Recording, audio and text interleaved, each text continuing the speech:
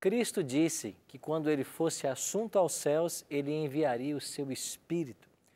O Espírito Santo só foi dado após a entronização de Cristo no santuário celestial. Mas quem é esse ser da divindade? Porque às vezes as pessoas fazem tanta confusão a respeito da sua identidade. No Bíblia Fácil de hoje, vamos aprender o que Jesus ensinou sobre o Espírito Santo.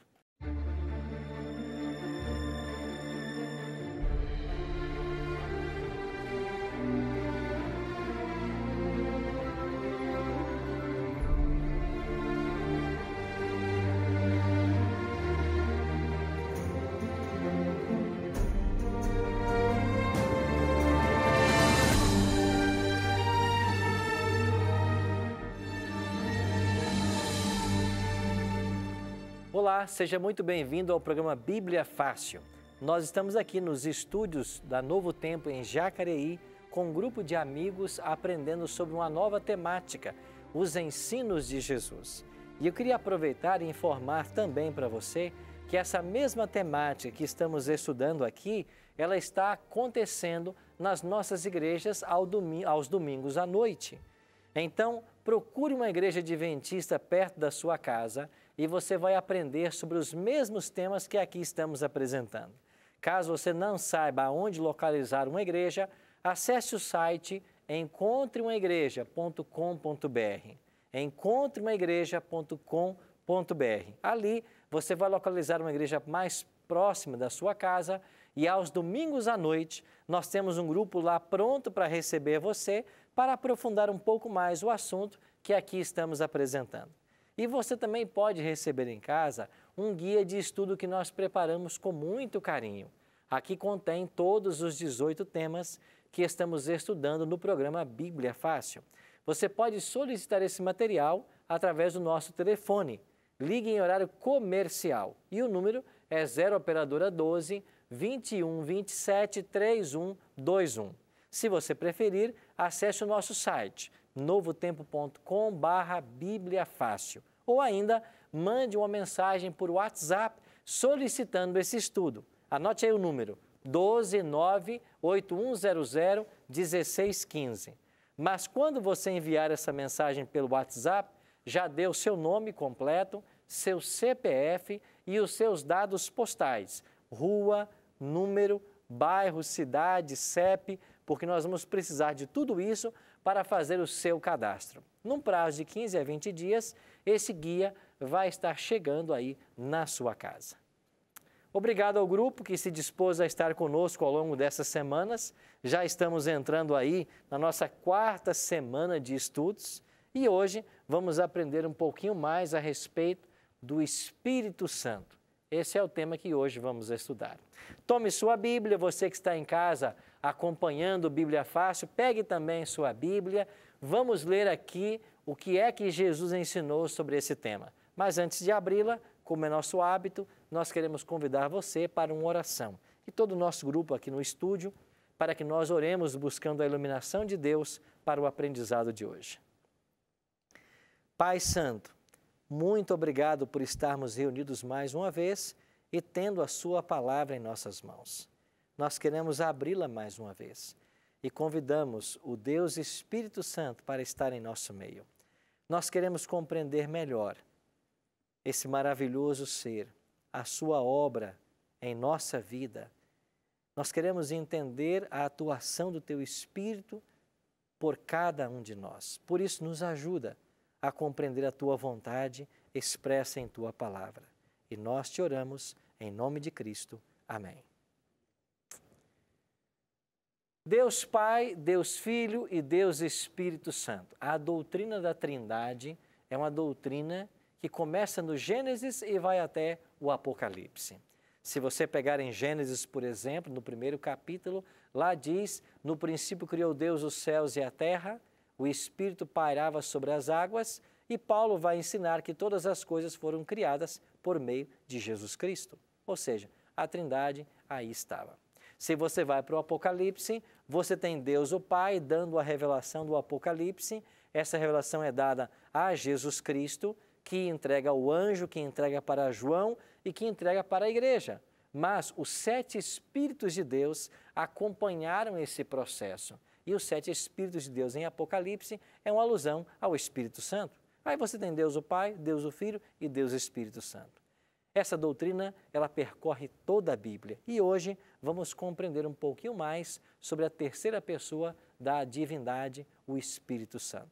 Eu queria começar convidando vocês para abrir a palavra de Deus num texto muito especial. Uma promessa que Jesus fez aos discípulos, aqui em João, capítulo 14.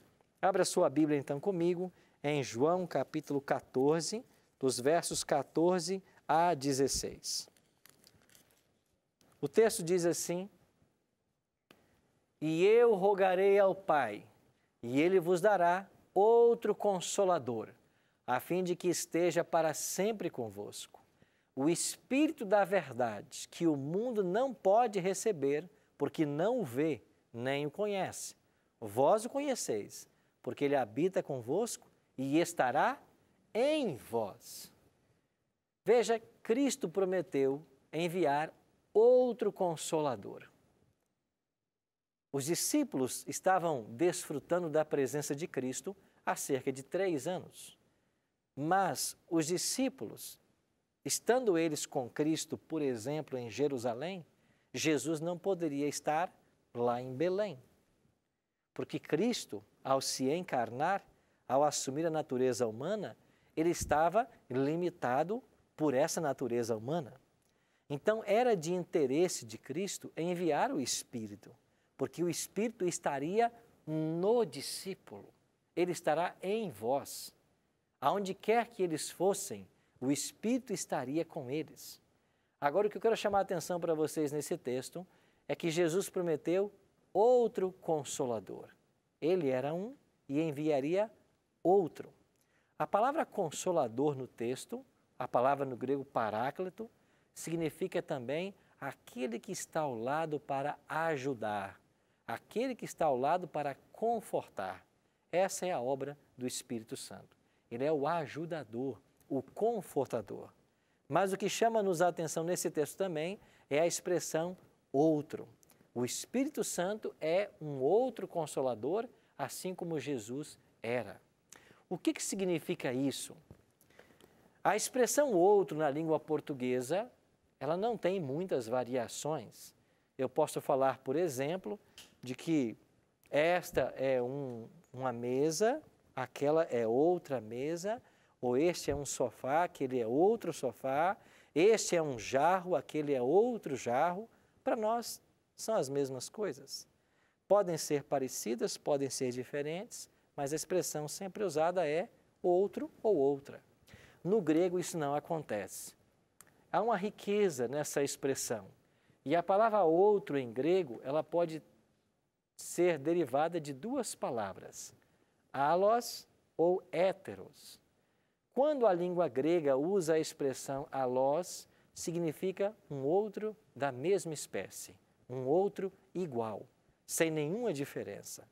Quando usa a expressão héteros, você tem um outro diferente. Por exemplo, se eu quisesse me referir a estes vasos na língua grega, eu teria que usar a palavra héteros, porque eles têm a mesma cor, são da mesma substância, mas um é maior do que o outro. Eles são diferentes no tamanho. Eu usaria um héteros. Mas se eu quisesse me referir a essas 2 mesas, feitas da mesma árvore, nas mesmas dimensões, no mesmo formato, eu usaria a palavra allos. É um outro, mais um outro igual. Quando Cristo disse que enviaria outro Consolador, que palavra você acha que ele usou aqui? Allos ou héteros? Allos, é claro. Porque eu posso dizer em português, eu tenho uma caneta, mas preciso de outra. A palavra outro ou outra não identifica semelhança ou diferença. Mas no grego isso não é a mesma coisa. Se eu tiver 2 canetas diferentes, eu teria que usar a palavra héteros. Mas se eu tivesse 2 canetas iguais, eu teria que usar a palavra allos. Então, quando Cristo disse que enviaria outro Consolador, e ele chamou esse outro de alós, ele disse, um igual a mim. Esse texto, junto com outros que nós veremos, nos leva à seguinte conclusão: o Espírito Santo é Deus. Tudo que Deus o Pai é, Deus o Filho é e Deus o Espírito é. Todos os atributos que o Pai possui, o Filho possui, o Espírito possui. Estudar sobre o Espírito Santo é pisar em terreno sagrado, porque o Espírito Santo, ele enaltece a Cristo e pouco ele aparece. A função dele é exaltar a Cristo e por isso ele pouco aparece. Mas a obra e o ministério do Espírito Santo não pode ser desassociado da obra e do ministério de Jesus Cristo. Por que não? Quem é que gerou Jesus em Maria? O Espírito Santo. Cristo, a encarnação, é uma obra do Espírito Santo. Quando Cristo foi iniciar seu ministério, ele foi batizado no Rio Jordão. E quem é que ungiu Cristo no batismo? O Espírito Santo, que desceu em forma de uma pomba. Os milagres que Jesus realizou em seu ministério, ele realizou pelo poder do Espírito, disse ele. Após batizado, Jesus foi conduzido para o deserto para ser tentado. E quem disse o evangelho que levou Jesus para o deserto? O Espírito Santo. Então você não consegue desassociar a obra de Cristo da obra do Espírito Santo. Infelizmente, no mundo cristão, está havendo um ataque à pessoa do Espírito Santo. E alguns querem rebaixar o Espírito Santo a uma influência, a uma força. Não a Deus. Mas a Bíblia contraria essa ideia. Esse texto é um deles, que prova a identidade de Cristo com o Espírito Santo. Tudo que Jesus é, o Espírito é. Então nós estamos falando da Trindade, Deus Pai, Deus Filho e Deus Espírito Santo. Pois não, Jean? Não, eu sempre tive uma dúvida, mas eu tenho a minha opinião. Eu sempre vi as três divindades como diferentes, né? Baseado no que você explicou para nós agora, que o pastor explicou. Por exemplo, ali eu tenho duas canetas, como aqui são duas mesas, certo? Ambas são iguais, mas são duas, não é uma mesa só, não é uma coisa que tipo assim, essa mesa ela se transportou para cá. Eu sempre entendi que a Trindade seriam três seres, né? Deus Pai, Deus Filho e Deus Espírito Santo. Eu estou certo ou eu estou errado na minha Você opinião? está certíssimo. Quando houve os primeiros concílios das igrejas cristãs, eles definiram um termo que é um pouco difícil da gente entender, mas eu vou tentar explicar. Ao se falar da Trindade, falou-se em três hipóstases de uma mesma ousia. Essas três hipóstases têm a ver com três seres distintos de uma mesma substância. Tudo que o Pai é, o Filho é e o Espírito é, mas eles não são a mesma pessoa. São três seres distintos. Para nossa mente isso não é muito fácil entender, porque a nossa mente ocidental tem essa dificuldade. Por um oriental isso era mais fácil, porque os hebreus eles tinham até um termo para a palavra único, por exemplo, Yahid, que significa um único na sua pluralidade. Por exemplo, se você vai para Gênesis, lá diz que o homem conheceu a mulher e eles passaram a ser uma só carne. É uma carne, mas é um homem e uma mulher. Então é esta unidade na pluralidade que era comum na mentalidade hebraica, o que para nós não é muito comum. Então por isso temos certas dificuldades. Então não é politeísmo. São três seres distintos, mas não é politeísmo. E por que não é politeísmo? Porque a essência é a mesma, o propósito é o mesmo. Então, eles existem, sempre existiram, sempre existirão, e a finalidade deles é a mesma em relação com a humanidade. É isso que torna eles únicos. Único. Certo? É que nem nós aqui no programa, todos nós somos únicos aqui, né?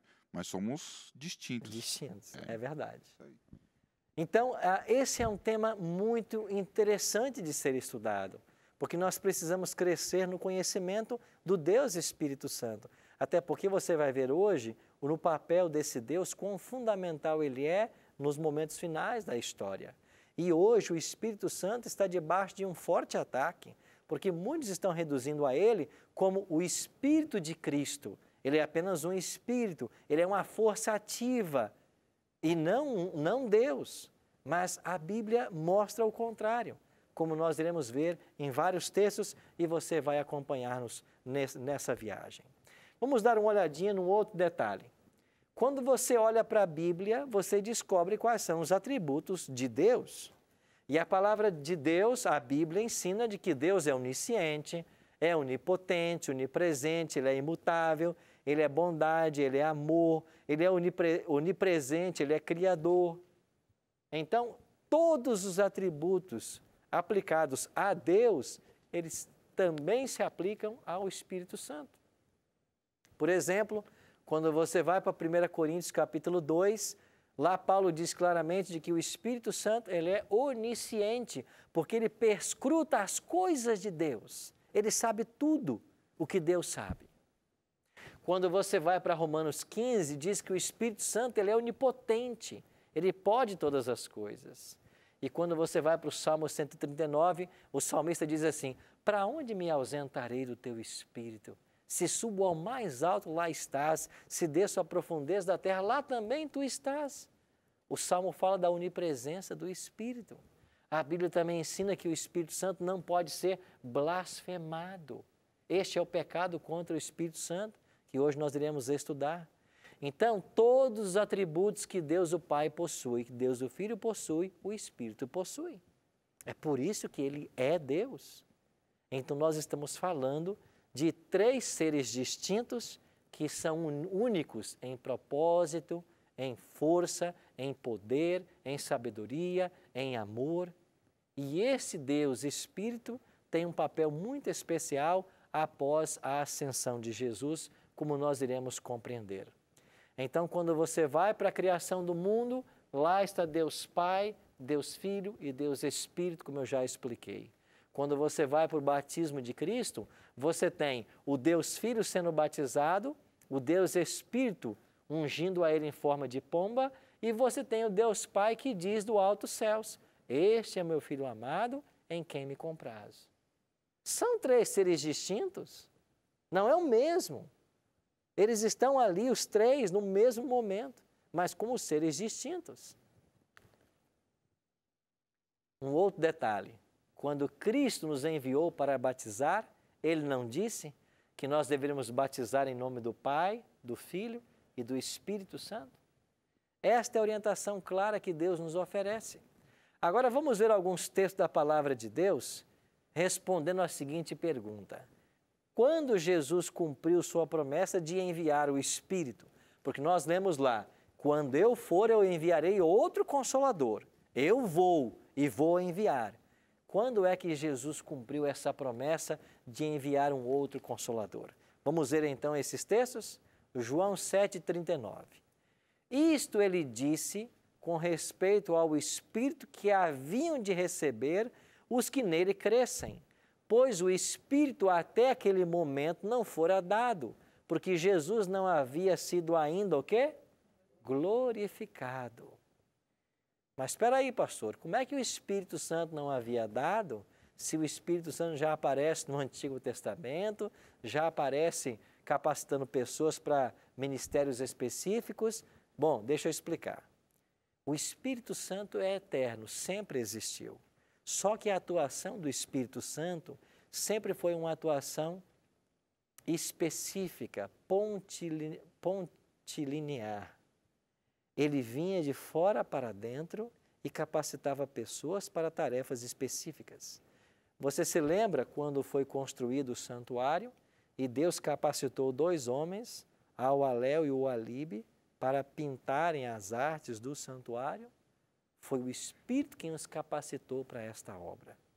Então, no passado, o Espírito vinha e capacitava as pessoas. Eram ações pontuais, de fora para dentro. Agora, a promessa de Cristo é que ele estaria dentro, em vós. Ele atuaria de dentro para fora. Então, esse momento não havia chegado. E quando é que ele chegaria? Quando Cristo fosse glorificado. Então, o Espírito não havia sido dado, porque Jesus não havia ainda sido glorificado. Mas o que significa Cristo ser glorificado? Nós iremos para um rápido intervalo e quando voltarmos, vamos entender o exato momento em que o Espírito foi dado a todos nós e também o seu papel nos dias atuais. Já já voltamos.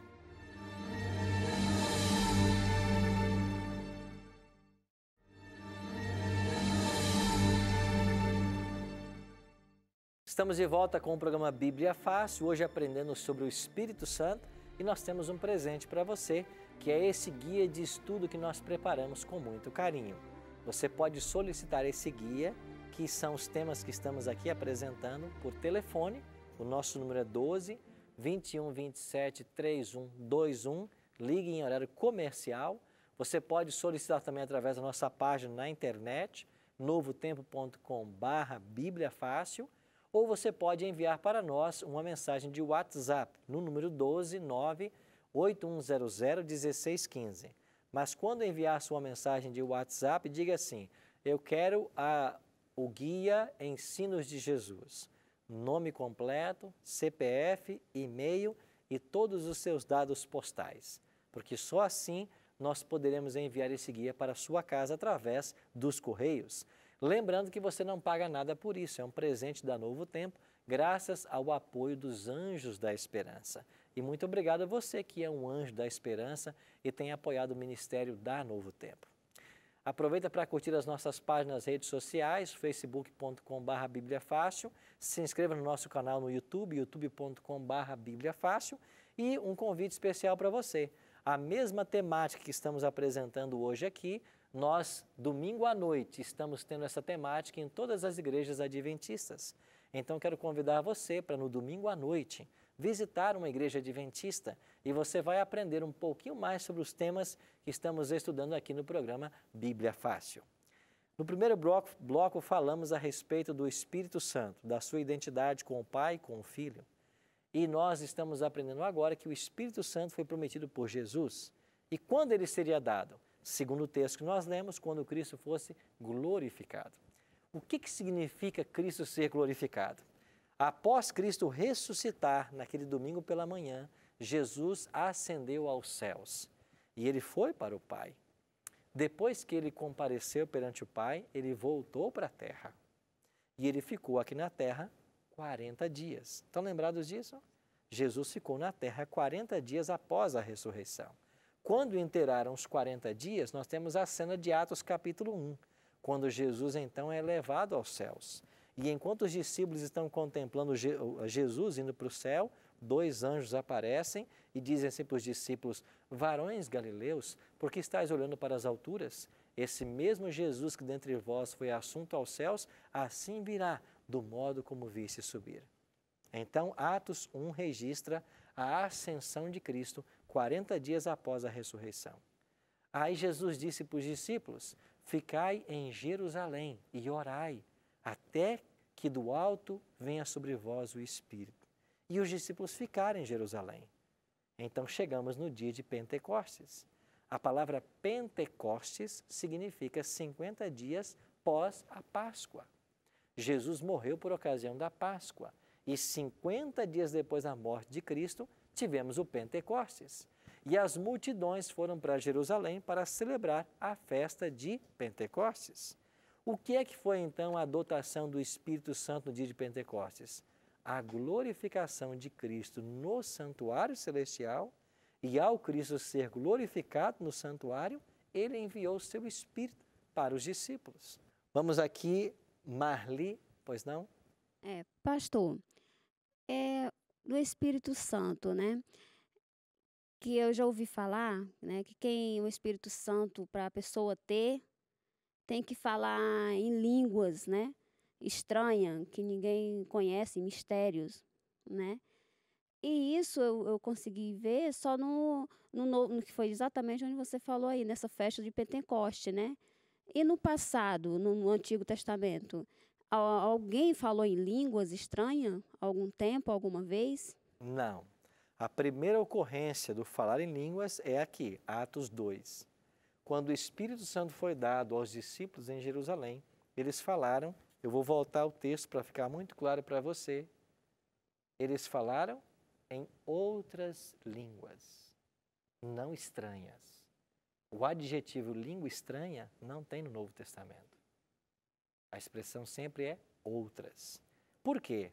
Dê uma olhadinha, Marli, em Atos capítulo 2, isso poderá ajudar a muitas pessoas. Atos capítulo 2 é a primeira vez que o Espírito Santo é dado e acontece o dom de línguas. Mas quando os discípulos começaram a falar em línguas, olha o que aconteceu. Lê comigo o versículo 6. Atos 2, 6. Quando, pois, se fez ouvir aquela voz, afluiu a multidão que se possuiu de perplexidade, porquanto cada um os ouvia falar na sua própria língua. Cada nação estava entendendo os discípulos na sua língua. Mas olha o verso 7. Estavam atônitos, pois, e admirados, perguntando, vede, não são porventura galileus todos os que aí estão falando? E como os ouvimos falar cada um em nossa própria língua? O quê? Materna. Você percebe que eles estavam ouvindo os discípulos falarem em línguas maternas? O que é uma língua materna? É uma língua falada por uma nação. A língua materna do Brasil é o português. A língua materna da França é o francês. Então, os discípulos ouviram, ou aquelas multidões ouviram os discípulos pregarem nas línguas que eles falavam. Não era uma língua estranha, era uma língua falada. E se você for para o texto, você vai descobrir que existiam 14 nações aí reunidas no dia de Pentecostes. E cada uma dessas nações falava uma língua que não era a língua dos discípulos, que falavam o grego e o aramaico. Usa o microfone, por favor. Mas, e assim, porque tem igreja, né, que tem pregação e no final, assim, né, ou no meio do culto, eles falam o que ninguém entende, não consegue entender, entendeu? Ninguém diz que está falando em mistério, né? Uhum. Aí eu mesmo já ouvi, mas fiquei sem entender nada. E isso de fato acontece. Mas quando nós vamos para Atos capítulo 2 para entender do assunto, a gente pode aprender pelo menos 3 coisas sobre dom de línguas. Primeiro, o dom de línguas é a capacidade que Deus dá ao crente, no caso aqui os discípulos, de falar uma língua que eles não falavam. Eles falavam grego e o aramaico e foram capacitados a falar a língua daquelas nações. Esse é o primeiro ponto. Você recebe a capacidade de falar uma língua com a qual você nunca antes teve contato. Segundo, a língua que você vai falar não é uma língua estranha, é uma língua materna de alguma nação. Terceiro, o dom só será dado quando houver necessidade. Se você for para 1 Coríntios capítulo 12, onde Paulo trata do tema dos dons espirituais e do dom de línguas, Paulo vai dizer que o Espírito dá os dons espirituais para edificar e instruir a igreja. Se não houver edificação e instrução, se não houver entendimento, em nada a pessoa vai ser edificada. Então, isso é dom de línguas à luz da Bíblia. E essa foi uma manifestação vista pelos discípulos que provou a dotação do Espírito Santo. O que não quer dizer que toda vez que alguém é batizado com o Espírito Santo vai falar em línguas. Lá havia necessidade, por isso eles falaram. Então, a evidência de que alguém recebeu o Espírito não é falar em línguas. É Gálatas 5:22. É produzir os frutos do Espírito. Então, quem é que foi batizado com o Espírito Santo? Quem tem os frutos do Espírito Santo. Tipo, esse acontecimento foi por causa, assim, foi um milagre de Deus, o poder de Deus para um propósito, né? Porque haviam ali 14 nações que não entendiam a língua dos apóstolos.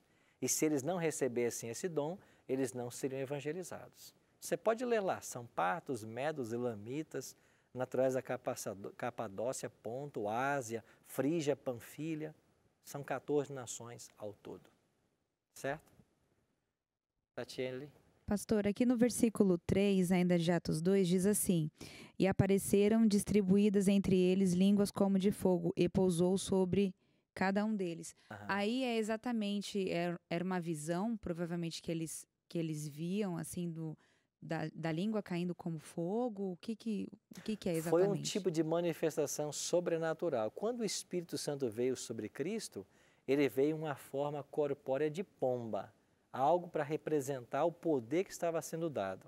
No caso dos discípulos, foram como línguas de fogo, ou seja, algo como um fogo que foi derramado ou lançado sobre eles, e eles receberam aquilo, que foi a plenitude do Espírito Santo, e foram batizados com o Espírito Santo.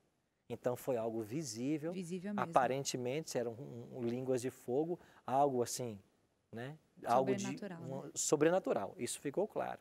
A dotação do dom espiritual, ela é sobrenatural, ela não é natural, ela é sobrenatural.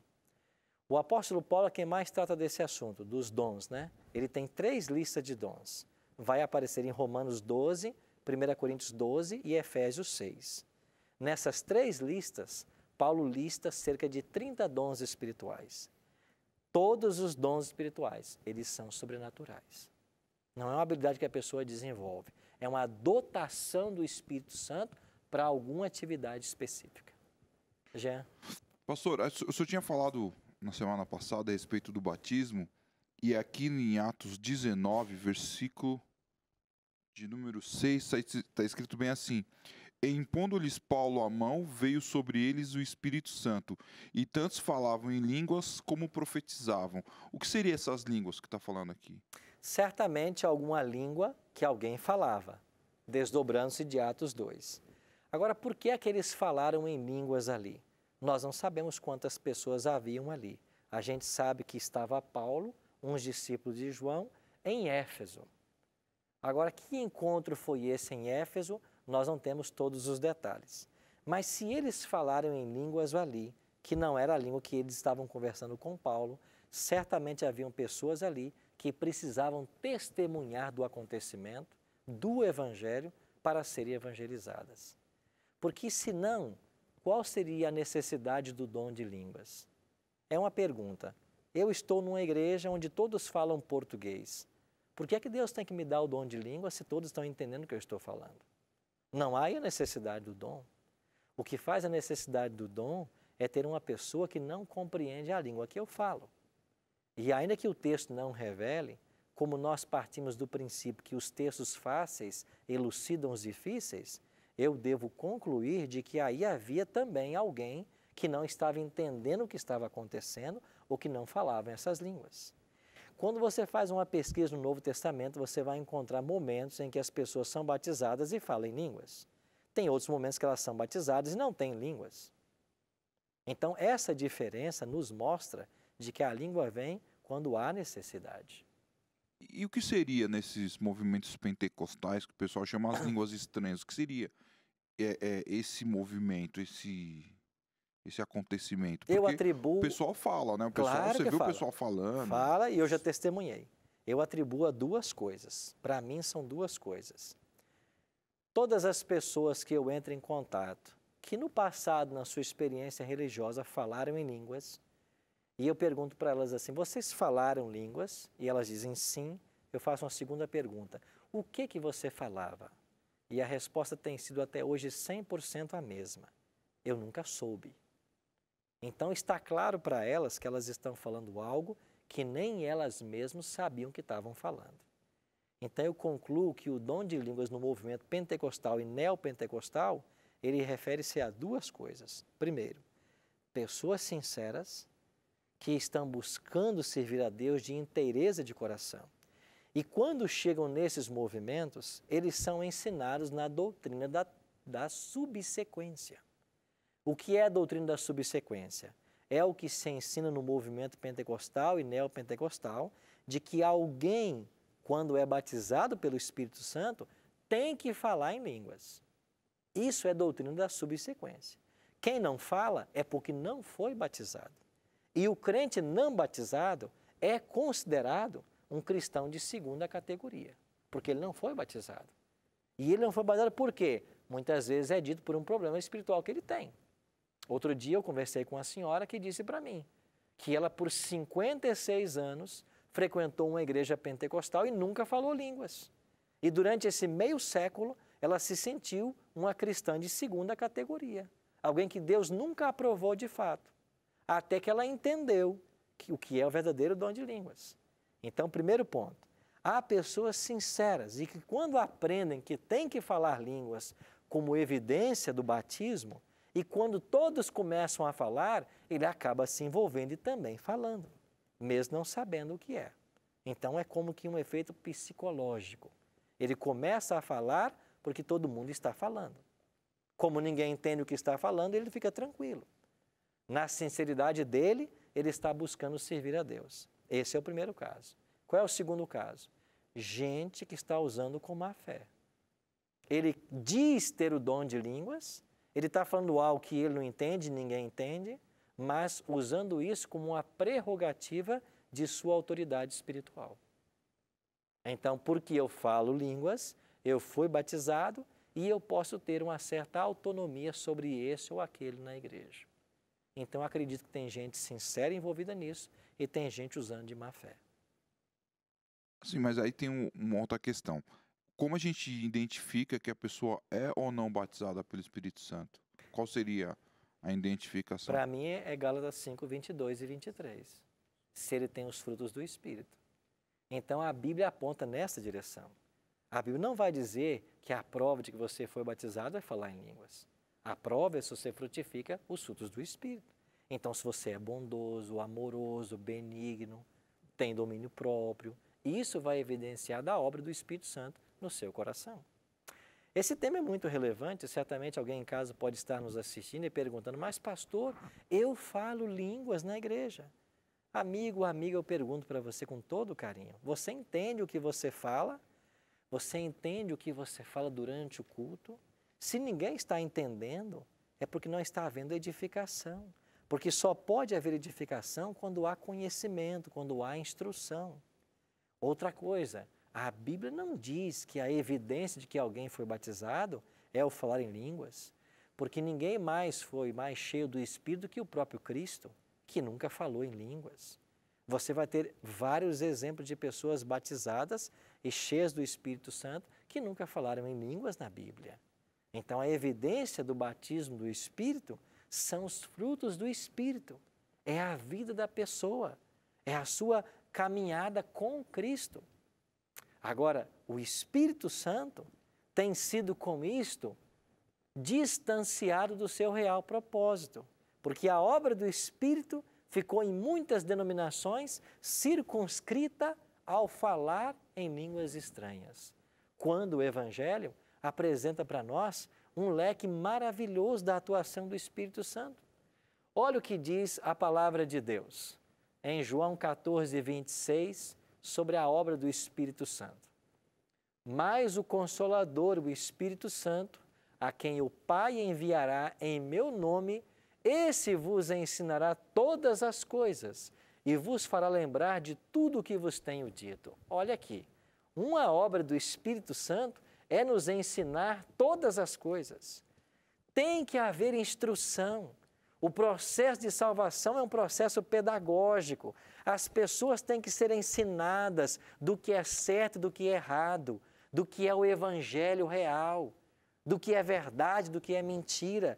E é obra do Espírito nos auxiliar nesse ensino. Ele não só vai auxiliar, como ele vai nos fazer lembrar aquilo que nós aprendemos.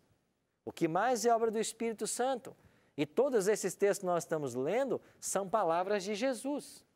Jesus diz assim, quando Ele vier, Ele vai convencer o mundo do pecado, da justiça e do juízo. Essa é a obra do Espírito, convencer do pecado.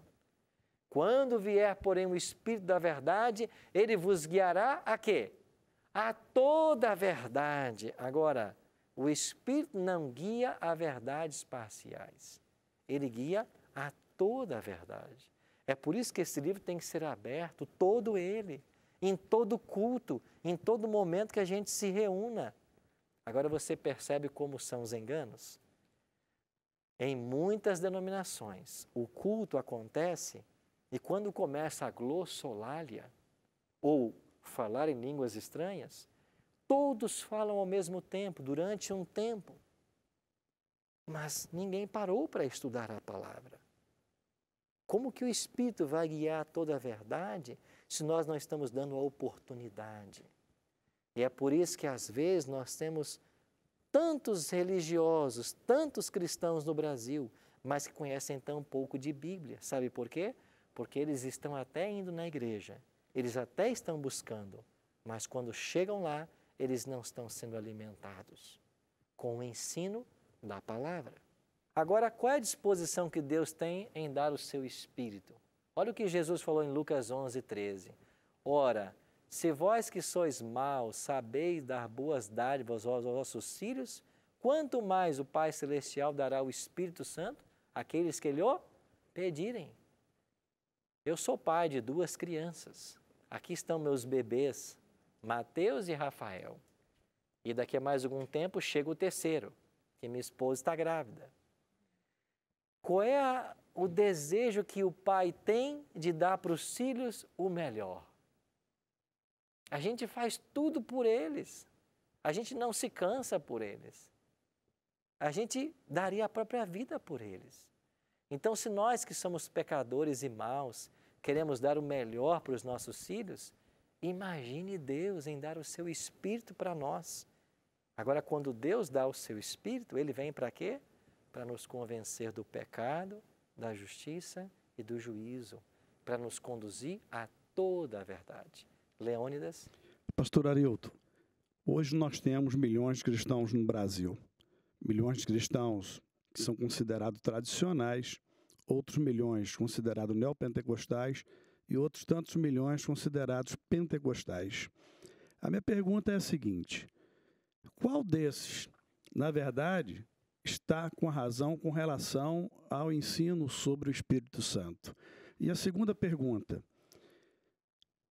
neopentecostais e os pentecostais poderiam estar blasfemando o Espírito Santo, caindo no pecado, quando a Bíblia diz que quando se blasfema contra o Espírito Santo não há perdão?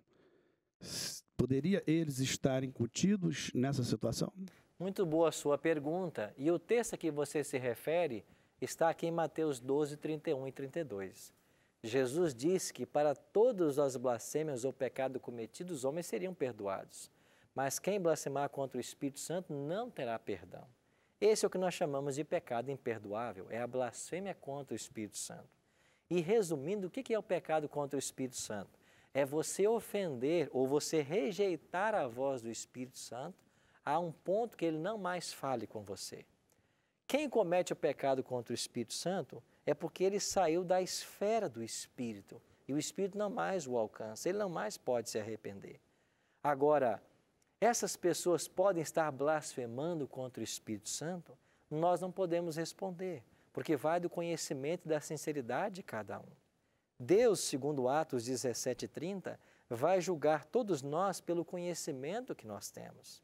E pode ser que existam muitas pessoas que estão praticando coisas que a Bíblia não orienta pelo simples fato de que não conhecem. Porque se conhecessem, não praticariam. Então, eu acredito que toda pessoa que esteja praticando qualquer coisa que ele não conhece plenamente na Bíblia, Deus não vai cobrá-lo por isso. Deus vai ignorar a sua ação. Eu sou responsável diante de Deus daquilo que eu conheço, daquilo que eu sei ser certo e ser errado. Agora, só Deus pode julgar a sinceridade desses corações. Agora, a sua primeira pergunta tem a ver com esse grupo de pessoas envolvidas nesse dom. Eu não sei quantas pessoas ali, de fato, conhecem bem o tema do Espírito Santo. Mas os poucos textos que nós já lemos aqui deixam-nos uma clara noção de que o papel do Espírito Santo é um papel de professor. Ele conduz a toda a verdade. E como professor, a linguagem tem que ser clara. O ensino tem que ser transmitido de uma forma que as pessoas apreendam, compreendam, para colocar-se em prática. Isso caminha diametralmente oposto do que nós vemos hoje em muitos movimentos. Agora, só Deus para julgar a sinceridade de cada coração. Ninguém tem essa autoridade para falar, esse está sendo sincero e aquele não. Porque, finalmente, nós não conhecemos o grau de conhecimento ou a sinceridade de cada coração. E isso compete a Deus. Ele que finalmente vai julgar. Eu queria terminar falando para vocês sobre essa blasfêmia contra o Espírito Santo. Jesus disse que essa blasfêmia não tem perdão. E eu gosto de ilustrar essa blasfêmia com o que um amigo meu vivenciou. Ele se mudou para um bairro onde havia ali uma linha de trem que passava perto da sua casa. E ele foi morar num apartamento sem saber que por ali tinha uma linha de trem. E na primeira noite, quando ele estava deitado na sua cama, 10 da noite o trem passou. E ele quase caiu da cama com aquele barulho. O mesmo aconteceu na segunda noite, na terceira, mas depois de algumas noites morando naquele apartamento, um dia ele perguntou para a esposa se o trem parara de passar às 10 da noite. E ele descobriu que não, que o trem continuava a passar, todos os dias às 10. Mas ele parou de ouvir. Na realidade, ele se acostumou com o barulho. Pecado contra o Espírito Santo é algo parecido. É quando o Espírito Santo diz assim, esse é o caminho, andai por ele. Não faça isso, está errado. Faça isso, está correto. E ele vai falando, vai apelando, apelando. E você insiste, insiste, insiste no que é errado. E chega ao ponto de você tanto insistir no erro, que você se coloca fora da esfera de ação do Espírito. Quem chega nesse ponto, comete o pecado contra o Espírito Santo. Porque só ele pode levar ao arrependimento. E se você não se arrepende mais, não há salvação mais para você. Pastor, como saber se eu pequei ou não contra o Espírito Santo? Bom, o fato de você estar aqui, para mim, é uma prova de que o Espírito tem atuado na sua vida, tem conduzido você. Se você está sintonizado no programa Bíblia Fácil, se você está tirando tempo para aprender da palavra de Deus, isso para mim é uma prova de que o Espírito está atuando na sua vida, está te desejando ensinar mais coisas, quer morar no seu coração. Por isso agora, quando ouviremos mais uma música, eu queria apelar para você. Permita que o Espírito Santo de fato tome conta da sua vida. Permita que ele seja o divino professor.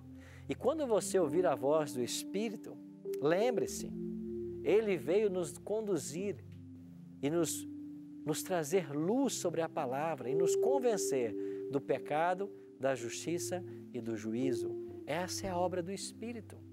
Por isso, abra o seu coração, seja sensível a esse Espírito. Permita que ele batize você, que ele inunde a sua vida, que ele te conduza a todas as verdades que esse livro ensina. E só assim nós estaremos numa posição segura ao lado de Cristo. Pense nisso, enquanto nós ouviremos mais uma vez o Arte Trio.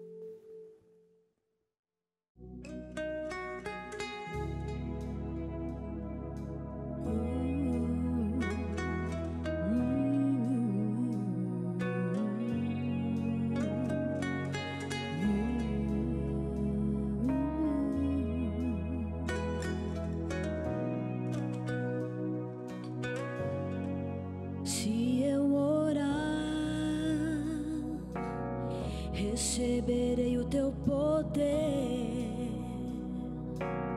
receberei os teus milagres,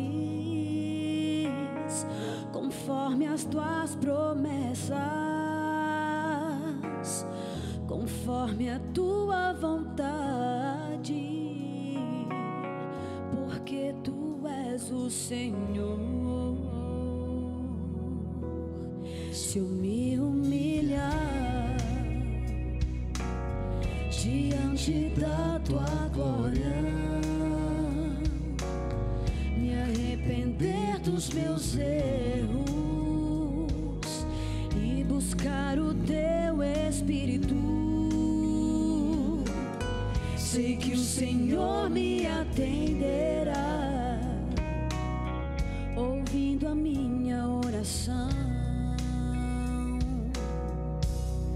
Perdão eu terei, curado serei, por tua bondade, o teu grande amor. Perdão eu terei, curado serei, por tua bondade, o teu grande amor.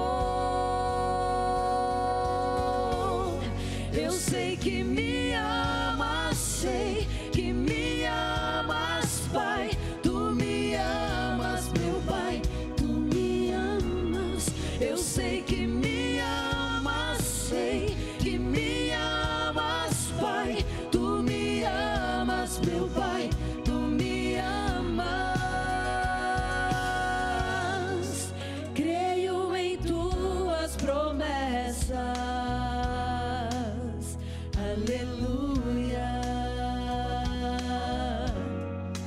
creio em tuas promessas.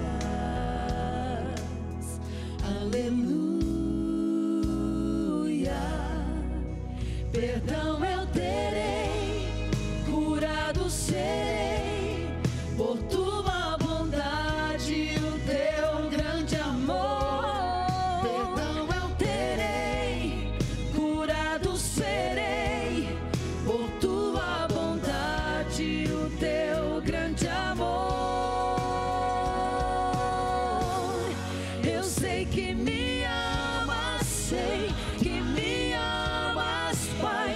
Tu me amas, meu Pai, tu me amas.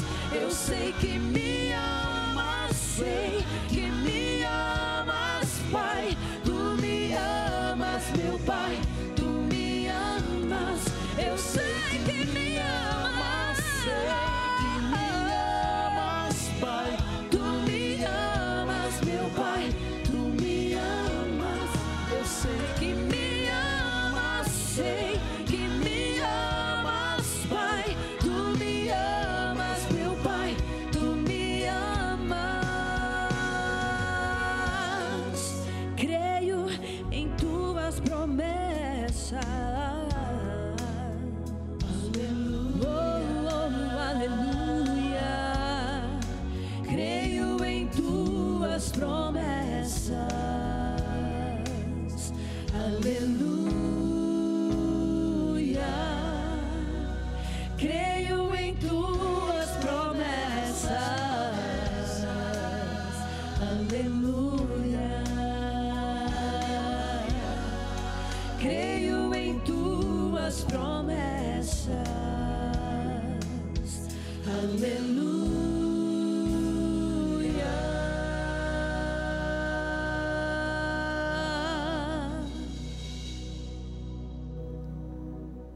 Quando se busca o Espírito Santo, ele sempre vem. Ele é o Deus que sempre vem. É o outro Consolador, que Jesus prometeu que estaria para sempre conosco e em nós. A obra do Espírito Santo é convencer do pecado, da justiça e do juízo. E todos nós precisamos ser convencidos disso diariamente. Porque a nossa vida cristã é uma jornada cheia de altos e baixos. E como precisamos do Espírito. Não tenha dúvidas de que o Espírito Santo vai estar conosco em todos os momentos, porque ele foi convidado desde o início para estar. E quando nós abrimos a palavra, como temos feito aqui, a promessa é que ele vai nos conduzir a toda a verdade. A pergunta que eu faço para você é: qual será a sua posição diante de toda a verdade? Porque quando o Espírito Santo começar a falar, você vai perceber que na palavra serão apresentadas coisas que talvez você não conhecia, coisas que talvez você não concorde. E você vai ter que se perguntar se o que está sendo dito da palavra é de fato o ensino do próprio Cristo, se isso é a vontade do Senhor, se eu estava crendo errado a minha vida inteira, o que você vai fazer com a voz do Espírito? Então, cada um de vocês vai ser desafiado daqui para frente a comparar o que você conhece da realidade espiritual da Bíblia com aquilo que o Evangelho revela.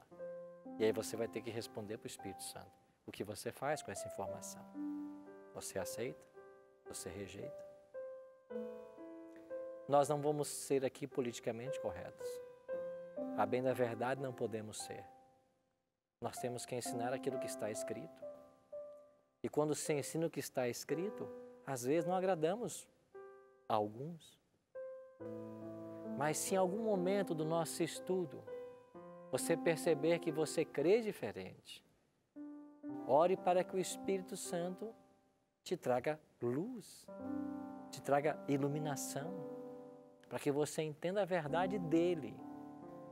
E uma vez entendida essa verdade, que ele te fortaleça para ir na direção certa, para tomar as decisões necessárias.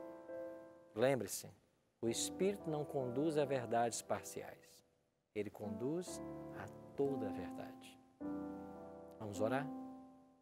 Pai Santo, Nós queremos ser susceptíveis à voz do Teu Espírito. Porque se nós buscarmos a esse Espírito, Ele virá. E se Ele vier, nós teremos perdão, nós teremos cura, teremos restauração. Nós não queremos seguir a nossa consciência. Nós queremos, Senhor Deus, sem qualquer preconceito, abrir a Tua palavra e aprender o que ela ensina. Ajuda-nos para que quando a verdade da Tua palavra for exaltada, encontre em nosso coração um solo fértil, onde ela possa germinar e frutificar para a vida eterna. Abençoe os nossos amigos aqui no estúdio e abençoe cada amigo, cada amiga que está em casa, sintonizado agora, assistindo o programa. Que o Teu Espírito abrace a todos nós e que Ele nos mostre qual é o caminho a seguir e que Ele nos ajude a seguir pelo caminho correto. Em nome de Cristo nós te oramos. Amém. Obrigado pela sua companhia de hoje. Na semana que vem a gente se encontra para um outro tema. Até lá.